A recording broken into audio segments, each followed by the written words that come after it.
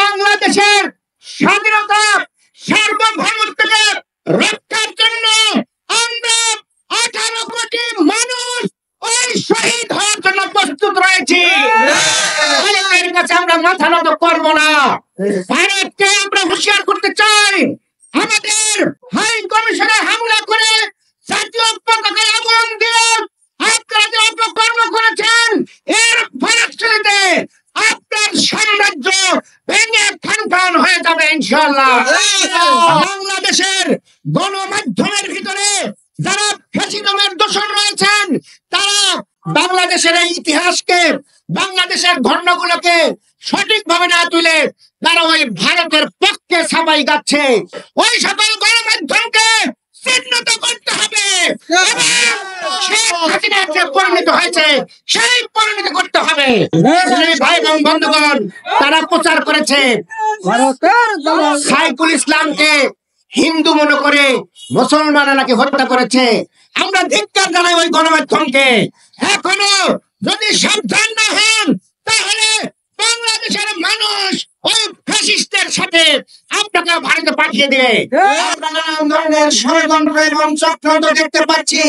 আমরা সেদিন দেখলাম বাংলাদেশের যে হাই কমিশন আগরতলায় রয়েছে, সেখানে উগ্রবাদী হিন্দুদের আক্রমণে তারা আমাদের হাই কমিশনে হামলা করে আমাদের জাতীয় পতাকা পুড়িয়ে দিয়েছে। ভাই এবং বন্ধুগণ, আমরা বলতে চাই, আপনারা আমাদের বাংলাদেশের জাতীয় পতাকায় আগুন দেন নাই, আপনারা আমাদের বাংলাদেশের 18 কোটি মানুষের অন্তরে আগুন দিয়েছেন। বাংলাদেশের মানুষ এটাকে কোনোভাবেই ক্ষমা করবে না।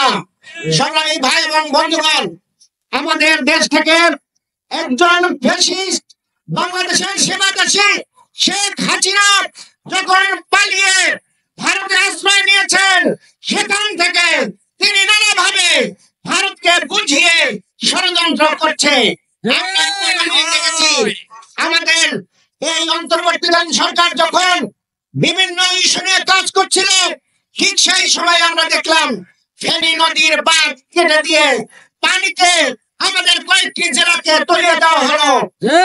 আমাদের সেই সময়ে অন্তর্বর্তীকালীন সরকার বলেছিলেন, যদি আপনারা এইভাবে আমাদেরকে আগাম না জানিয়ে বাঁধ ছেড়ে দিয়েছেন, এটা খুব অন্যায় কাজ করেছেন। আমরা তীব্র নিন্দা এবং প্রতিবাদ জানাই। এবং তারা সেদিন বলেছিলেন, এইভাবে প্রতিবেশী সুলভ আচরণ যদি না করে, সঠিকভাবে আচরণ না করেন, তাহলে কিন্তু আপনাদের নানান সমস্যা হবে। আমরা আজকে বলতে চাই, সেখানে শুধু পানি দিয়েই মারা নাই, এখন আমাদের হাই কমিশনে হামলা করেছে। ওই শেখ হাসিনার কথা সে এক সময় বলেছিল, 4 দলীয় জোট সরকার তখন ক্ষমতায় ছিল, সেই সময়ে সে বলেছিলেন একদিনের জন্য হলেও তৎকালীন সেই সরকারকে শান্তিতে থাকতে দিবে না। আজকে সেই হাসিনা ভারতে বসে একের পর এক ইস্যু তৈরি করছে। ইসকনকে দিয়ে যে ইস্যু তৈরি করা হলো, ধর্মীয় সম্প্রীতি নষ্ট করার জন্য চক্রান্ত করা হলো। বাংলাদেশের কোন ধর্মীয় সম্প্রীতি লঙ্ঘনের কোন ঘটনা ঘটেনি। এখানে আমরা মনে করি কোন সংখ্যালঘু সম্প্রদায় নেই, যারা এই বাংলাদেশের নাগরিক, সবার সমান অধিকার রয়েছে। এখানে কারো উপরে অন্যায় অত্যাচার করা হচ্ছে না। তারপরে কেন ইসকনকে দিয়ে এই ধরনের একটি প্রেক্ষাপট তৈরি করা হলো? তারা সেখানে সেই আমাদের চট্টগ্রাম কোর্টে অরাজকতা সৃষ্টি করে একজন সুপ্রিম কোর্টের আইনজীবীকে নৃশংসভাবে হত্যা করে যে অরাজক পরিস্থিতি সৃষ্টি করেছে, একটি ধর্মীয় সংঘাত লাগানোর জন্য উদ্যোগ নিয়েছিল বাংলাদেশের জনগণ। সেইটাকে অত্যন্ত ধৈর্য এবং সহিংসতার সাথে মোকাবেলা করেছে। আমরা বলতে চাই, অ্যাডভোকেট সাইফুল ইসলাম আমাদের এই জুলাই এবং আগস্ট বিপ্লবের শহীদদের সর্বশেষ শহীদ নয়, সিরিয়ালের দিকে শেষ শহীদ।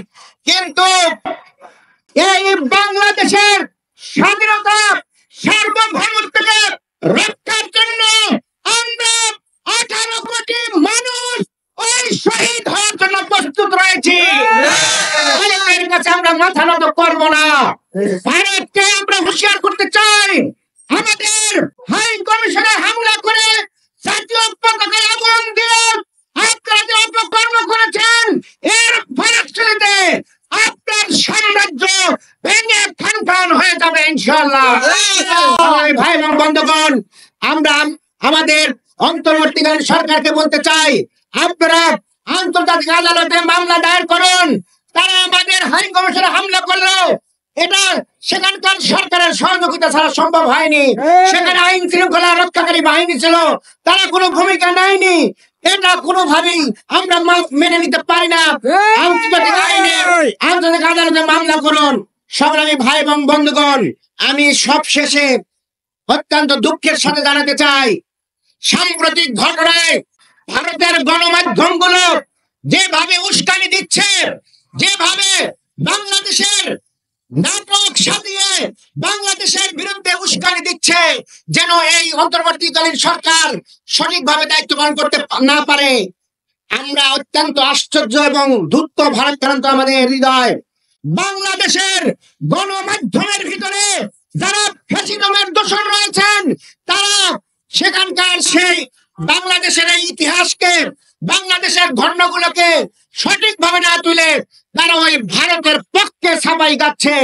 ওই সকল গণমাধ্যমকে চিহ্নিত করতে হবে, পরিণত হয়েছে সেই পরিণত করতে হবে।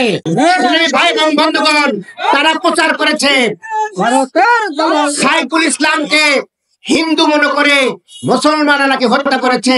আমরা ধিক্কার জানাই ওই গণমাধ্যমকে। এখনো যদি সাবধান না হন, তাহলে বাংলাদেশের মানুষ ওই ফ্যাসিস্টের সাথে আপনাকে ভারতে পাঠিয়ে দেবে। পরিশেষে বলতে চাই, আমাদের এই মুহূর্তে সকল দল, মত, ধর্ম, বর্ণ সবকিছুকে ভুলে গিয়ে বাংলাদেশের স্বাধীনতা সার্বভৌমত্ব রক্ষার জন্য সুদৃঢ় ঐক্য গড়ে তুলতে হবে এবং সেই ইস্পাত প্রাচীরের মতো ঐক্য গড়ে তুলে আমরা যে কোনো ষড়যন্ত্র আসুক না কেন সেগুলোকে আমরা পরাজিত করে আমাদের এই জুলাই এবং আগস্টের এই বিপ্লবকে আমরা সফল করব। সেই সফলতার জন্য আগামী দিনের যে সুন্দর একটি নির্বাচন হবে, সেই নির্বাচনের মাধ্যমে যারা ক্ষমতায় আসবে তাদের হাতে ক্ষমতা দেওয়ার জন্য আমি অন্তর্বর্তীকালীন সরকারকে উদাত্ত আহ্বান জানিয়ে আবারও সুদৃঢ় ঐক্য গঠন করার উদাত্ত আহ্বান জানিয়ে আমার বক্তব্য এখানে শেষ করছি। আল্লাহ হাফেজ। বাংলাদেশ জিন্দাবাদ। ভয়েস অফ টাইম জিন্দাবাদ।